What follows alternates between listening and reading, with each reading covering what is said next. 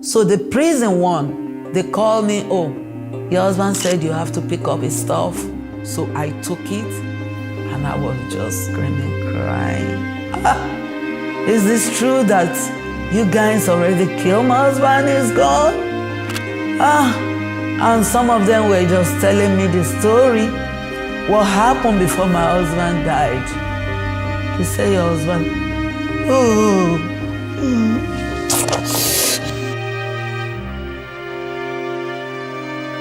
I never imagined this. And I never imagined that even 20 years later, the thing would still be so painful as if it happened yesterday. The older I get, the more I really appreciate my father's bravery. You know, you're aware of these things at 19. It's amazing how he's put Ogoniland on the map. He made the invisible visible. Which allows all ethnic groups in Nigeria to achieve self-determination and self-respect.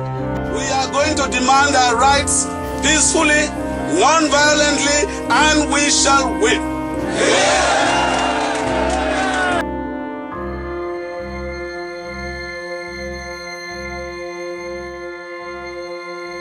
The military may rape the women, torture you, they loot our properties, and they are burning houses. The Rothschilds were active in the business. They built up a considerable position. They had a problem, though. They couldn't sufficiently market their oil. They needed markets, and they were interested in markets, in particular in the Far East, where their potential was very great. They knew a person who traded in the Far East, who he thought had the vision and the guts and the drive to work something out, and that was Marcus Samuel. Having met the Rothschilds, Marcus Samuel recognized that he had a fantastic opportunity to create a new global oil trading company.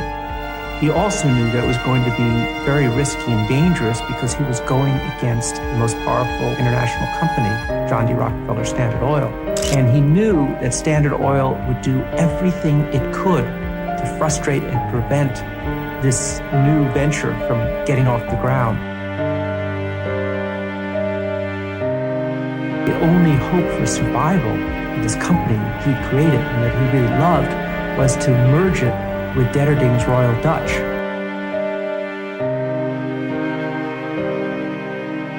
What the First World War established was the strategic significance of oil.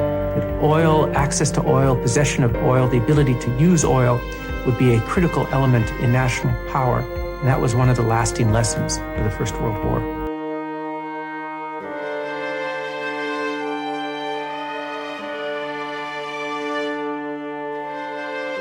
Could not be able to put food on the table. Mother could not be able to put food on the table. Their children could not go to school. They wouldn't have fish to eat. And so the community become more less than a refugee community. It's going to take about 13 years for the creek to be restored. So within that period, share how many billions of pounds from here. They came here in 1958, and this is where they have lived for more than 40-something good years. 99% of this community are in favor of sharing those money. Our leaders are so corrupt, and we don't trust them. They will manipulate that money, and they will not do a good, clean job. As you can see now, here is the waterfront, Going community waterfront. They are all impacted sites. If you observe the area, you see the cake spills. This pond had been here in 1979, feeding my family and extended families. My father accommodated over 100 workers, both from sand giving, deep sea fishing, bakery, school, poultry, and transport.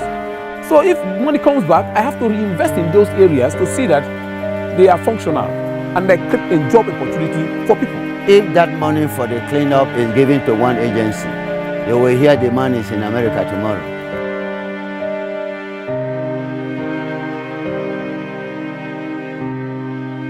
From the very beginning, even though I was young, I could see that nothing was coming to the Ogoni people from the oil. This sort of pollution, to live with it in an area where land is in very high demand is completely destructive of the community.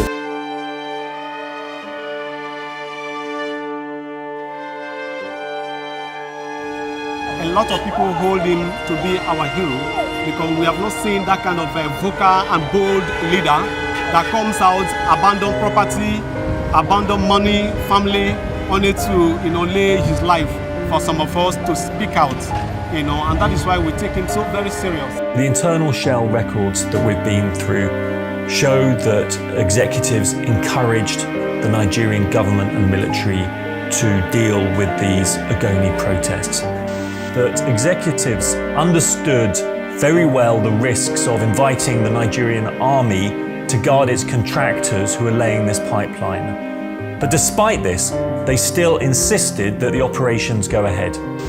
They were really buying the special forces for future assignments and to make sure that they would keep doing their favors. And they were really not sending a signal that killing people is out of the order.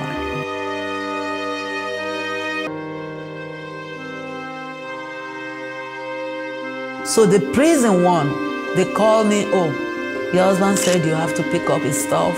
So I took it and I was just screaming, crying.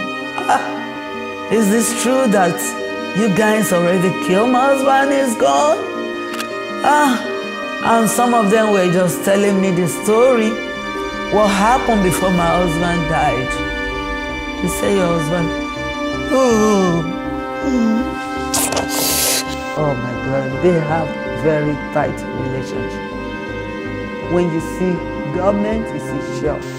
The prosecution alleged that Baron M. Kiobel whispered into the ears of some of the attackers, and from that they inferred that he had actually directed the killings.